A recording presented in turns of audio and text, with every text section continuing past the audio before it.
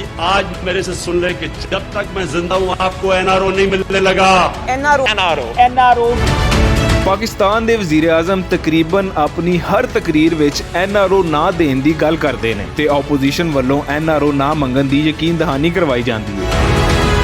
ਐਨਆਰਓ ਆਪਣੀ ਸ਼ੁਰੂਆਤ ਤੋਂ ਹੀ ਤਨਕੀਦ ਦੀ ਜ਼ਦ ਵਿੱਚ ਰਿਹਾ, ਪਰ ਮਈ 2018 ਦੀਆਂ ਚੋਣਾਂ ਤੋਂ ਲੈ ਕੇ ਹੁਣ ਤੀਕਰ ਪਾਕਿਸਤਾਨੀ ਸਿਆਸਤ ਜਿਹੜੇ ਇੱਕ ਨੁਕਤੇ ਦਾ ਤਵਾਫ ਕਰ ਰਹੀ ਏ, ਇਹਨੂੰ ਐਨਆਰਓ ਆਖਿਆ ਜਾ ਸਕਦਾ ਹੈ। ਇਸ ਵੀਡੀਓ ਵਿੱਚ ਅਸੀਂ ਤਫਸੀਲ ਨਾਲ ਦੱਸਾਂਗੇ ਕਿ ਐਨਆਰਓ ਕੀ ਸ਼ੈ ਹੈ, ਕਿੱਥੋਂ ਆਇਆ, ਕਿਉਂ ਆਇਆ ਤੇ ਸਾਡੇ ਪੱਲੇ ਕਿਵੇਂ ਪਿਆ। ਤਫਸੀਲ ਵਿੱਚ ਜਾਣ ਤੋਂ ਪਹਿਲਾਂ ਤੁਸੀਂ ਮਾਂ ਬੋਲੀ ਦੇ ਸਭ ਤੋਂ ਵੱਡੇ ਪੰਜਾਬੀ ਮੀਡੀਆ ਨੈਟਵਰਕ ਦੇ ਚੈਨਲ ਨੂੰ ਸਬਸਕ੍ਰਾਈਬ ਕਰ ਲਓ ਤਾਂ ਕਿ ਸਾਡੀ ਹਰ ਵੀਡੀਓ ਤੁਹਾਨੂੰ ਵੇਲੇ ਸਿਰ ਮਿਲਦੀ ਰਹੇ। नाजरीन, एनआरओ का मतलब नैशनल रिकॉन्सिलिएशन ऑर्डिनेंस यानी कौमी मुफाहमती फरमान है, जिहड़ा परवेज मुशर्रफ ने बतौर सदर पाकिस्तान 5 अक्तूबर 2007 ਨੂੰ जारी किया। इस कानून राही 1986 तो लैके 1999 तक सियासतदान, सियासी वर्कर्स ते ब्यूरोक्रेट्स के खिलाफ बनाए गए करप्शन, मनी लॉन्ड्रिंग हत्ता के कतल के मुकदमे भी खत्म कर दिते गए। परवेज मुशर्रफ उन्हां दिनां विच सियासी टपोसियां ला के हफ गए सन ते पुराने सियासी टपोसी मास्टरां ਨਾਲ ਮੁਆਮਲਾਤ ਸਿੱਧੇ ਕਰਕੇ ਕਿਸੇ ਤਰ੍ਹਾਂ ਆਪਣੀ ਜਾਨ ਛੁਡਾਉਣਾ ਚਾਹੁੰਦੇ ਸਨ।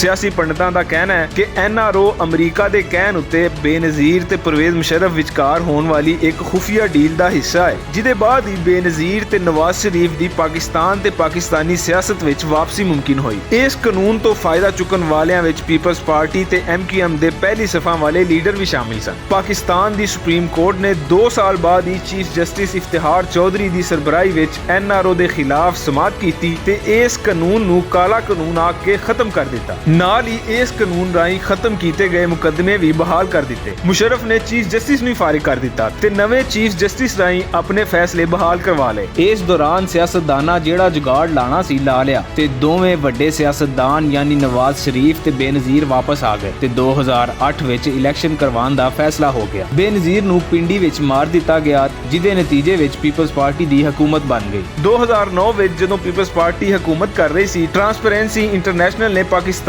ਦੀ ਕਰਪਸ਼ਨ ਰੈਂਕਿੰਗ 139 ਤੋਂ 180 ਕਰਕੇ ਪਾਕਿਸਤਾਨ ਨੂੰ ਕਰਪਟ ਤਰੀਨ ਮੁਲਕਾਂ ਦੀ ਫਹਿਰਿਸਤ ਵਿੱਚ ਹੋਰ ਅੱਗੇ ਕਰ ਦਿੱਤਾ। ਇਸ ਦੌਰਾਨ ਅਦਲੀਆ ਬਹਾਲੀ ਤਹਿਰੀਕ ਵੀ ਚੱਲਦੀ ਰਹੀ ਤੇ ਆਖਰਕਾਰ ਚੀਫ ਜਸਟਿਸ ਇਫਤਿਖਾਰ ਚੌਧਰੀ ਨੂੰ ਬਹਾਲ ਕਰ ਦਿੱਤਾ ਗਿਆ। ਉਹਨਾਂ ਨੇ ਆਉਂਦਿਆਂ ਹੀ ਸਾਬਿਕ ਚੀਫ ਜਸਟਿਸ ਦੇ ਫੈਸਲੇ ਮੁਅੱਤਲ ਕਰ ਦਿੱਤੇ ਤੇ ਕਰਪਸ਼ਨ ਦੇ ਖਿਲਾਫ ਸਾਰੀਆਂ ਇਨਕੁਆਇਰੀਆਂ ਜਿੱਥੇ ਖਲੋਤੀਆਂ ਸਨ ਉੱਥੇ ਹੀ ਖਲੋਤੀਆਂ ਰਹੀਆਂ। 5 ਸਾਲ ਪੀਪਲਸ ਪਾਰਟੀ ਨੇ ਹਕੂਮਤ ਕੀਤੀ ਤੇ 5 ਸਾਲ ਨੂਨ ਲੀਗ ਨੇ, ਪਰ ਕਿਸੇ ਨੇ ਵੀ ਉਹਨਾਂ ਕੇਸਾਂ ਨੂੰ ਹੱਥ ਨਹੀਂ ਲਾਇਆ ਜਿਹੜੇ ਬੰਦ ਕਰ ਦਿੱਤੇ ਗਏ ਸਨ। ਬਲਕਿ ਪੀਪਲਸ ਪਾਰਟੀ ਨੇ ਆਪਣੇ ਦੌਰੇ ਹਕੂਮਤ ਵਿੱਚ ਆਪਣੀ ਪਾਰਟੀ ਦੇ ਖਿਲਾਫ ਕੇਸ ਖਤਮ ਕਰਵਾਉਣ ਦੀਆਂ ਕੋਸ਼ਿਸ਼ਾਂ ਕੀਤੀਆਂ ਤੇ ਨੂਨ ਲੀਗ ਨੇ ਆਪਣੇ ਕੇਸ ਮੁਕਾਉਣ ਵੱਲ ਧਿਆਨ ਰੱਖਿਆ।